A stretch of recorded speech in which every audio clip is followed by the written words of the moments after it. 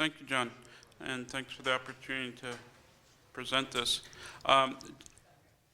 During the, I've written out my text because I can sometimes wander off. And so I wanted to keep it on target. I'll say that there will be information on some of the slides that I won't say, and there will be quite a bit that I do say that won't be on the slides. So you can read and hopefully listen at the same time. During the previous presentation on language, it caused me to add a sentence right at the beginning that I had not planned on saying. And it is just as it is wise to let the large salmon go, it is also wise to let the large bears go, because they are the teachers of the teenage bears, as Adamie calls them, after they have left their mothers. So the large bears are important. I am Mike Ferguson. I'm Senior Wildlife Advisor for the Qikiqtaaluk Wildlife Board, and Adamie is the Secretary Treasurer for the board, and he is also the chairperson of the IVIC Hunters and Trappers Association in Cape Dorset. I lived in Pond Inlet for 17 years, and this was the scene from my living room for those years. It was a beautiful place to live.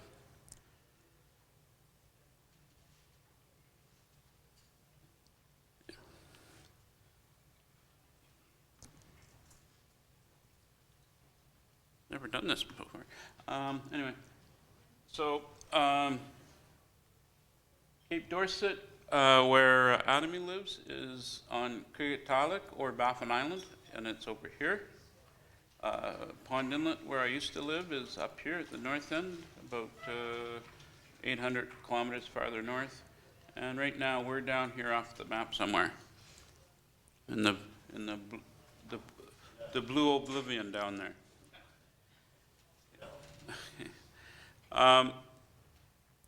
Qikiqtaaluk has a land area of about, the region has a land area of about 1 million square kilometers. That region by itself is larger than the province of British Columbia. There are 13 Inuit communities, and it makes up half of Nunavut. The Nunavut Final Agreement was signed in 1993. Under that agreement, the QWB, Qikiqtaaluk Wildlife Boards, and the community HDOs have responsibility for general management of wildlife harvesting by Inuit in the region. The board has many challenges in exercising their mandate. 2 of them include co-management decisions by governments that retain ultimate authority,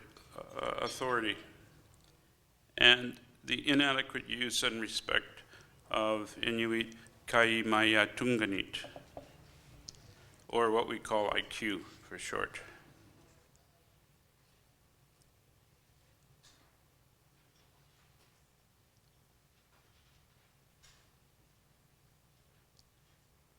In this presentation, we'll talk about the myths that are being created about the impacts of climate change on polar bears. Biologists describe polar bears being highly vulnerable to the consequences of climate change. However, Inuit describe polar bears as being highly adaptable under such conditions. Inuit report that all populations of bears in Nunavut are currently increasing.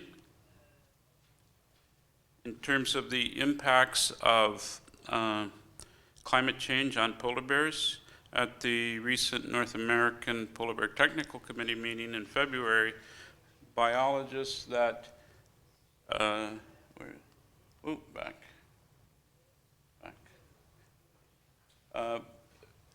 this area here, Davis Strait, which includes the southern limit of polar bears, is currently under surveys, and all bears seen at the end of the ice-free period in the last 2 years were in good condition. And in fact, some animals at the period when they should be in their poorest condition, some were absolutely obese.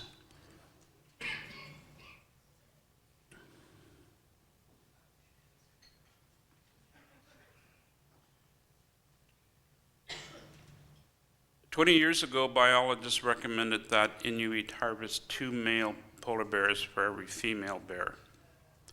Biologists, surprisingly, were concerned at that time about future declining populations, predicted declines that have not happened.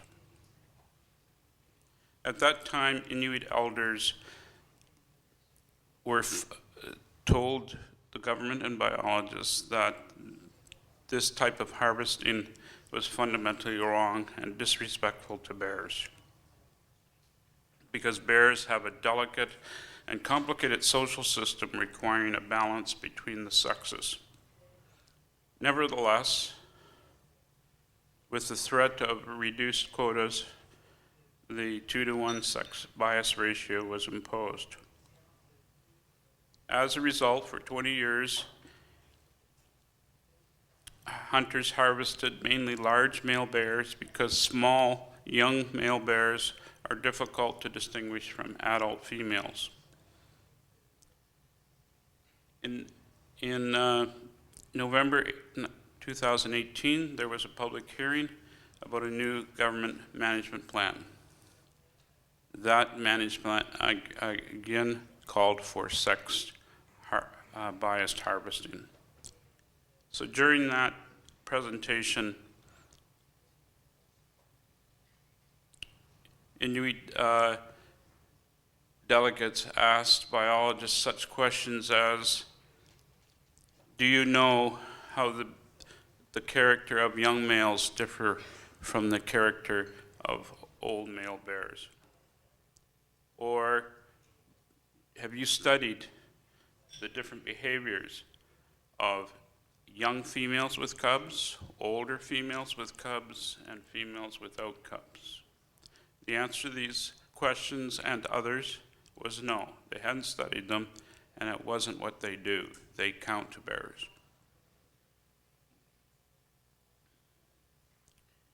Also at the hearing, it was revealed that for several years now, across Nunavut, Inuit are afraid to camp, fish, hunt anywhere near the coast of Nunavut unless they have a wooden cabin to sleep in and to keep their family safe in.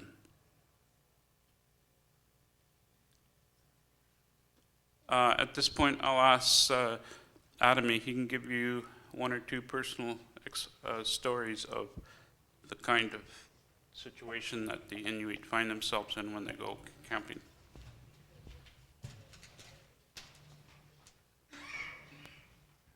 Nakormi Mike, Nakormi Adamie Nunna runga, Kingameu runga, Nunavumik, Inutatu Chungaru Tamani, Manakormi Uhasichinik, Uhade Mahatarati, Nakormi Tunga Sutitaugama.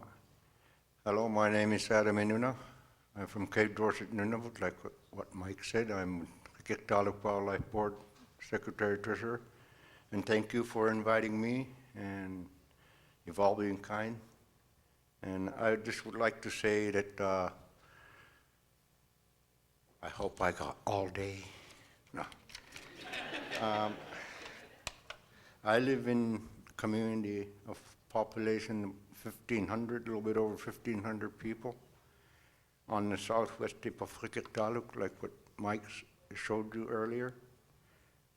Right in between Nunavut and Nunavik, Hudson Strait, what I call Highway 401 for marine mammals, because there are all kinds of marine mammals passing by right now on their spring migration, going up towards Hudson Bay.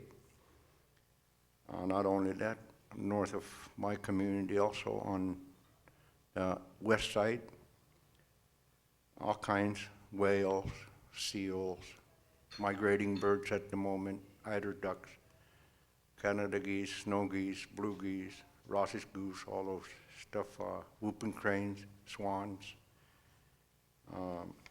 And also, I heard that was being mentioned a couple of days ago. In my home community, we got walrus all year round, and we're the only people that go out on the canoe middle of the winter for hunting walruses and seals. So, and also, it's a time of the year where when the eider ducks are migrating up north, the whales in our area, they move to the west side of our community, because they can't stand the sound of eider ducks, so they gotta move away from that area for springtime, and then they start heading back summertime. So they're in our area all year round. And also, like what Mike said, I'll say a few things. What I went through before, about 15 years ago, me and my family, my two kids, we went out boating, I think it was 100 miles west of our community, 2 boats, 4 people in each boat. But anyways, one evening, the tent that we were inside, canvas tent, was ripped by a bear. The back of the tent there, it was ripped 2 feet across in an angle, ripped. And I've never heard that sound before. It was 2 in the morning, dark, pitch dark. Never heard that sound before. And started yelling. I noticed it was a canvas strip rip. And in my language, I started saying very dirty words toward that sound, and because I've heard it before. Polar bears can rip tent with one nail, one claw there, and that bear did. And yelling my lungs away in my native language, all the dirty words I can think of, swearing and yelling at the bear. And I managed to take 6 shots with a high-powered rifle. It was pitch dark. I couldn't see the bear. I could hear it though. Really, really strong one. I kept shooting more towards I could hear that voice, that sound there. I kept hearing it, and then all of a sudden, I was inside that little area where that polar bear ripped halfway, one side, half of me inside the tent, half of me outside the tent with the rifle right there. And then I turned to my left, I see a light, flashlight. It was my brother running towards our tent, because we were in 2 tents, their family and my family. And after about half an hour later, we went to their tent, because our tent was ripped. My wife didn't want to stay there anymore, so we moved to their tent. And while we were in there, my brother's wife started saying that, I really thought you were murdering your family. Because you were saying all those dirty words, and then right after that, I heard 5 shots. I thought you murdered your family. That was something else. But me and my family, we haven't been in a tent ever since. We're too scared to go out there. Even people who are 20, 30 years older than me, they don't even go out on their tents anymore. They would rather be inside a wooden shack in order to protect themselves. So, yeah, like what Mike said, the population is growing. And it's getting dangerous to live up there. Even they come to our community, to the community dump, And even if we try and chase them away, they're, like what Mike said, teenage bears, they are the hard ones to chase away. Cracker shells, they don't, seems like you know how cracker shells, they're pretty loud. They don't, some bears, they don't even seem to hear them. They just look, they don't even look, some of them. They're hard to chase away. So those kind of bears, community members got no choice but to kill them as defense kills. So that also impacts our quota. And caribou. When I was in Ottawa for the caribou conference, all the native people were saying how they use the caribou. They use it exactly the same way we use it as Inuit. The hide as a clothing, food as food, or meat as a food, dried or not. Bone marrow, the bones were used. So we use them same way in different regions when it comes to caribou. And I wasn't surprised. In a way, I was also, because I thought every region had their own little way of using the caribou, whether it be eating it or using it as clothes.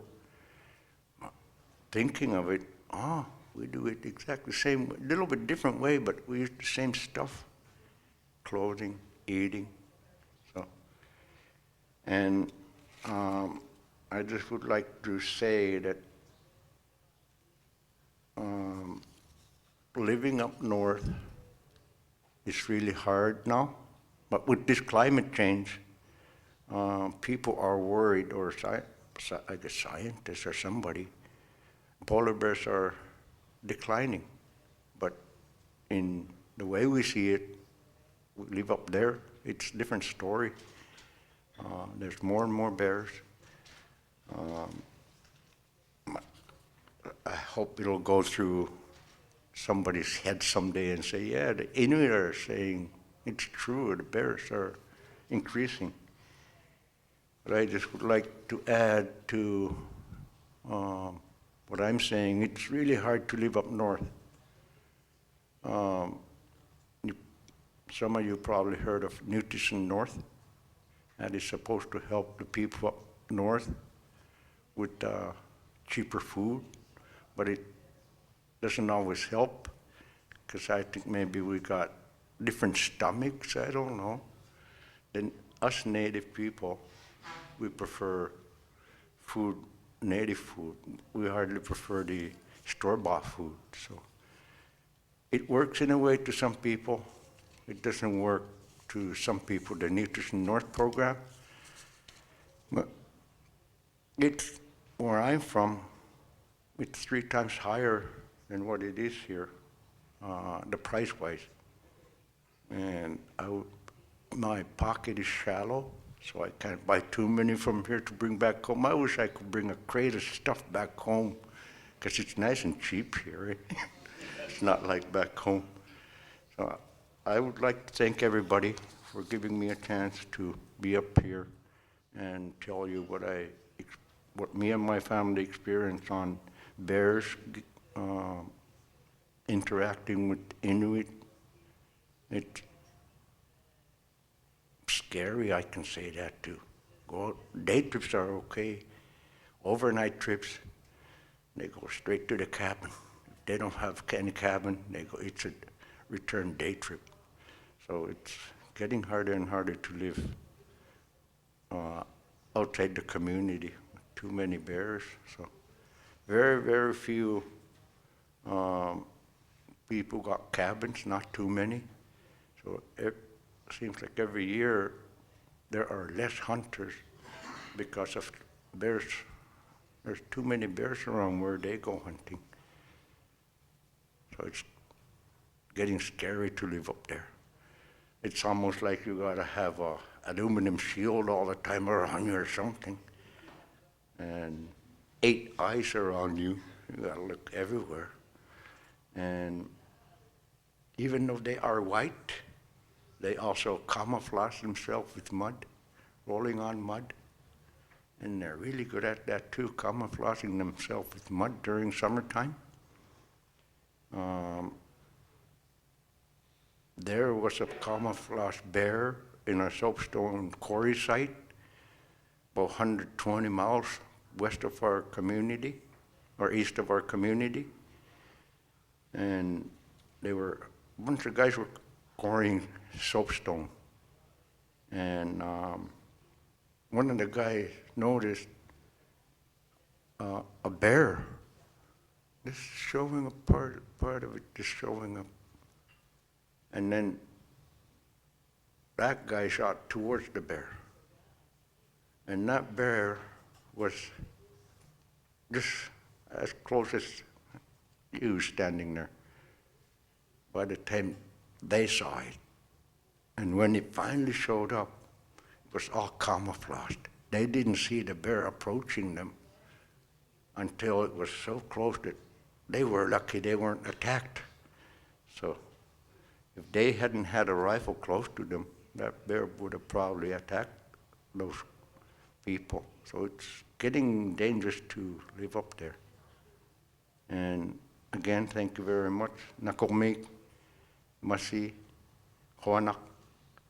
Oh, I'm in Quebec. Merci beaucoup.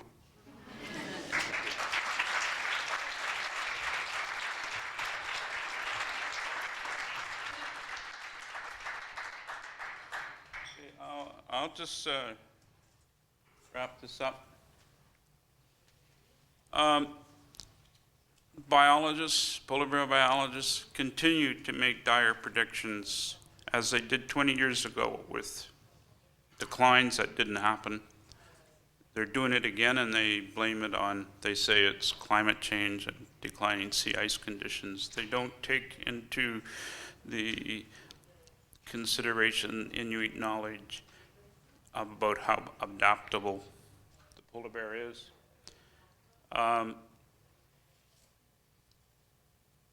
These biologists often invoke, which you probably have heard of, the precautionary principle. And that principle says that you should avoid harm to wildlife populations even in the absence of supporting scientific information. When a biologist invokes the precautionary principle, he is saying he doesn't have the data, but he believes that, for example, carrying capacities of polar bears will decline 5% per year in the future. And carrying capacity also obviously limits the potential growth of a bear population. So when it is a power tool that biologists use, because I've seen time after time after it's been invoked that the Inuit have been correct. Oh, gotta press this button. So I'm suggesting here in this audience that Indigenous people can start to own the precautionary principle and say that it should be applied to prevent harm to Indigenous cultures and people as much as it should be used, at least as much and probably more as it is used to try and prevent harm to wildlife.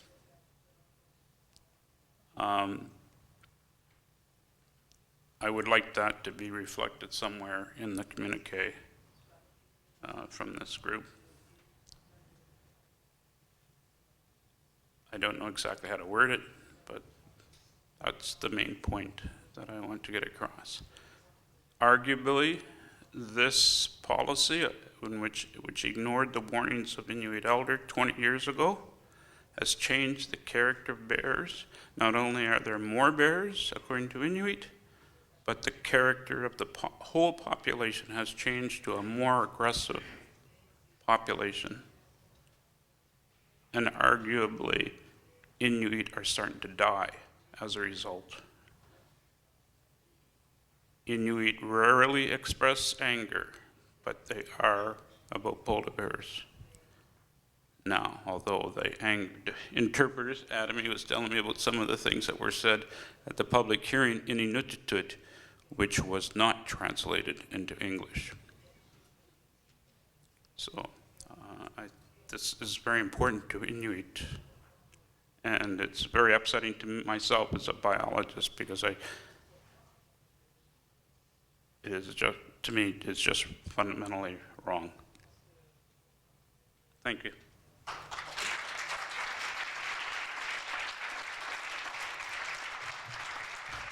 you, gentlemen.